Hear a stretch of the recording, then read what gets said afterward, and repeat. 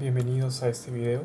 Somos el equipo 10 del curso Arquitectura Peruana 2 de la Universidad Privada Antenor Orrego, y en esta ocasión vamos a hablarles sobre la Iglesia del Carmen, Virgen del Carmen, que está situada en la ciudad de Piura. Como una pequeña reseña al nombre de la iglesia: Virgen del Carmen, patrona de los carmelitas. Este nombre de la iglesia se remonta a 9 siglos antes de Cristo, en el monte Carmelo, que está situado en Israel, el cual era un símbolo de fe, donde los profetas, como Elías, rendían culto a Dios, y de la misma manera habían muchos monjes que llegaban a rezar y a hacer penitencia. A estos se le conocían como los carmelitas por ser habitantes del monte Carmelo, de ahí el nombre. Estos pues eran muy conocidos por su gran devoción a la Virgen, y de aquí se toma el nombre de la iglesia. Hemos separado el contenido de toda la exposición en 8 capítulos, y comenzando con la ubicación, tenemos que la iglesia Nuestra Señora del Carmen está ubicada en las inmediaciones de la avenida Sánchez Cerro, en el distrito de Piura, en la intersección de la avenida ya mencionada con la calle Libertad, al frente de la Plaza Merino. Línea de tiempo. Empieza en 1732. Las dos casas contiguas a la iglesia fueron construidas por el general Vitorino Montero del Águila, corregidor de Piura. Luego, en 1736, el maestre de campo Francisco Miguel de la Peña Montenegro fundó la iglesia de Nuestra Señora del Carmen. En el año de 1744, su hermano Nicolás Montero, cura y vicario de Piura, se las vendió a Francisco de la Peña Montenegro en 1.300 pesos, siempre con el fin de que quedasen para Nuestra Señora del Carmen. Y luego, en 1776, tras su muerte, la casa en la que habitaba quedará para su esposa, Tomasa de Castilla y Tobar, hasta sus últimos días, en que finalmente pasaría a pertenecer a la Iglesia del Carmen. En el año de 1780, la otra casa quedaría en posesión de la iglesia.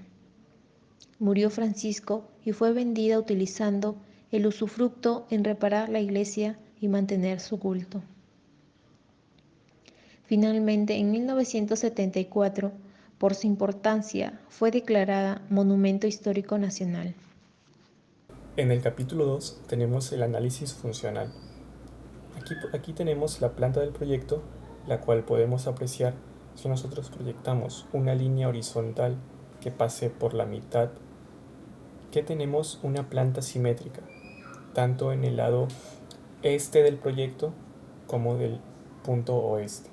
Si nos ubicamos en el acceso, tenemos una nave central, y al lado, en cada lado, tenemos dos naves laterales, una llamada nave lateral, como su propio nombre lo indica, y el otro que deja de ser una nave y se convierte en el museo de la iglesia.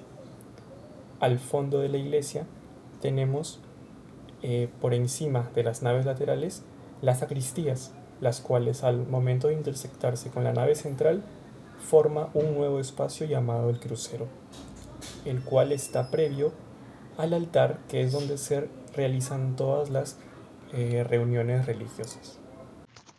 Análisis formal. La forma de la iglesia vista en planta posee la utilización de formas complejas, como es la cruz latina, que presenta una nave central amplia y alta, flanqueada por pasillos laterales más estrechos.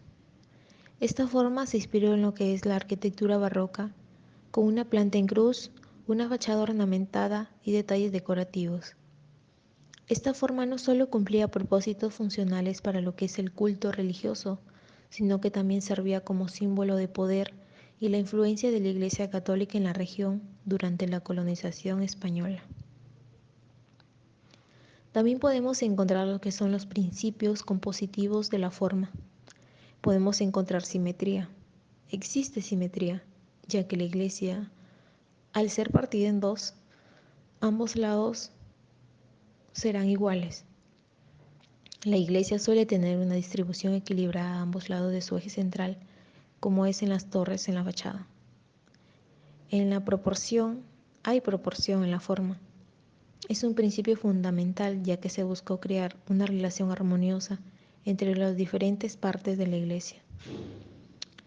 Hay jerarquía en los elementos arquitectónicos que están organizados de manera que algunos destacan más, como la fachada principal o el presbítero, que enfatizan la importancia de lo que es el altar mayor. Existe ritmo y repetición. Si podemos observar en lo que son las columnas en la fachada, columnas de orden jónico y lo que son los ventanales que se encuentran a ambos lados de las torres.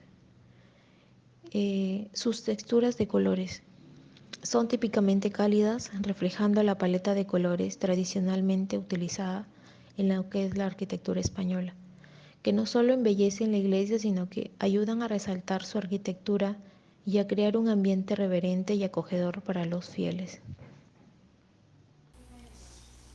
Lo que es análisis espacial, tenemos 6 secciones de la iglesia zonificadas.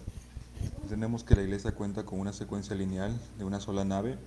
Esta comienza con el atrio que abre paso al ingreso en el socorotro. El cuerpo de la nave que cuenta con sus laterales con retablos que estos mismos son más característicos de la arquitectura barroca.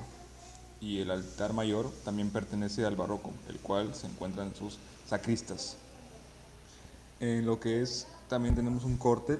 En sus espacios laterales se usa la escala normal para actividades de comodidad física. Y en lo que es en el centro de la nave, o sea, la nave principal, es una escala mayor. Este espacio, bueno, se utiliza más o se representa más para una expresión monumental o elementos de grandeza en la iglesia.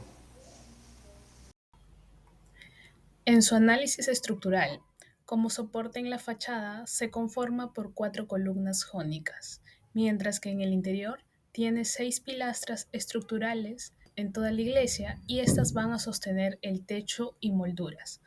Asimismo, se caracteriza por tener sus muros portantes, su contrafuerte y su sistema de arco. Pasando un poco a lo que es el sistema constructivo, una vez hecho el cimiento de la iglesia, se trabaja con quincha y bloques de adobe. Sus juntas van a ser unidas por yeso y mortero y posterior a eso se va a aplicar un tipo de revestimiento que actualmente es con pintura látex con el que se mantiene. Siguiendo con los elementos decorativos, en el altar mayor tenemos la ornamentación polimorfas, las columnas salomónicas y las esculturas labradas y policromadas en madera. En lo que respecta a elementos decorativos, tenemos que resalta lo que es el estilo salomónico, tanto en lo que es la decoración con mucha ornamentación poliforma bañada en oro, que lo vemos en lo que son las columnas, las mesas, puertas y sillas. La columna salomónica aplicada tanto para el altar y la mesa. En la parte inferior se ve lo que es una mesa con una estructura de una columna salomónica que la sostiene. Y al lado derecho tenemos el ejemplo de una columna que es usada en el altar, teniendo como elementos en la parte superior el entablamento, capitel, luego lo conforma la columna salomónica y por último el basamento. Este estilo da sensación de movimiento en las formas. En la siguiente lámina vemos lo que es una puerta y una silla que son utilizadas cerca del altar. También presenta o sobresale lo que es la ornamentación y está bañada en oro, tiene detalles que están bañados en oros, tiene movimiento en sus formas. Tenemos la pila bautismal. Se observa que el material que es de la taza, o sea, en forma esta de piscina, es el material que predomina el mármol, donde se realiza el sacramento del bautismo. También tenemos una decoración de madera en la parte frontal, representando lo que es el bautismo de Jesús, con una escultura. En lo que es también tenemos el pupilto, que predomina más que todo la decoración frontal de oro con formas irregulares, asimilándose al estilo rococó. Y lo que son estos elementos ambos, el material que predomina es la madera. En la materialidad tenemos dos tipos de baldosas dentro de la iglesia. Son las baldosas calzarias. En la primera imagen podemos ver unas baldosas de color amarillo con unos detalles de color rojo, ¿no? Estas se van a encontrar prácticamente en toda la iglesia y se van a notar más en lo que es el altar mayor. Las baldosas que se encuentran en el medio, que connotan unos detalles circulares de color azul, solamente se van a ubicar en el centro de la iglesia. Van a ir partiendo desde la entrada hasta llegar al altar. En la última imagen vemos adoquines de concreto de color rojo. Estos solamente se van a ubicar antes de ingresar a la iglesia. Respecto a su conservación, podemos decir que en su época mostraba una fachada barroca, pero con el pasar del tiempo la estructura se deterioró y a causa del fenómeno del Niño del año 1983 hizo que la iglesia se derrumbara. Esto causó que fuera reconstruida, pasando así a tener en la actualidad un estilo neoclásico. Sin embargo, conserva el estilo barroco dentro de ella. En su trascendencia, la iglesia Nuestra Señora del Carmen se fundó por el maestre de campo Francisco Miguel de la Peña Montenegro y se pudo construir gracias a las limosnas y ayuda de los devotos y creyentes de la clase noble. En sus inicios empezó siendo una capilla para los devotos de Santa Teresa de Jesús, pero pasando el tiempo se convirtió en un punto de encuentro en el que no solo se difundía la religión, también había diferentes negocios para la construcción de esta. Pese a la tempestad o poca devoción, esta iglesia se convirtió en un patrimonio cultural, llegando hacia la clase media y clase alta de Piura. Hoy en día es una iglesia en la que todos los piuranos pueden ir y no solo compartir su devoción, sino conocer un poco más de su historia gracias al museo y diferentes actividades que ofrece esta iglesia. En conclusión, la iglesia transmite a cada creyente la fe común y la articula en cada uno de ellos a modo personal y comunitario. Pese a las diferentes evoluciones de la iglesia, Nuestra Señora del Carmen, es importante poder preservar este patrimonio cultural con el fin de no perder sus orígenes, sino poder encontrar la manera de difundirlo.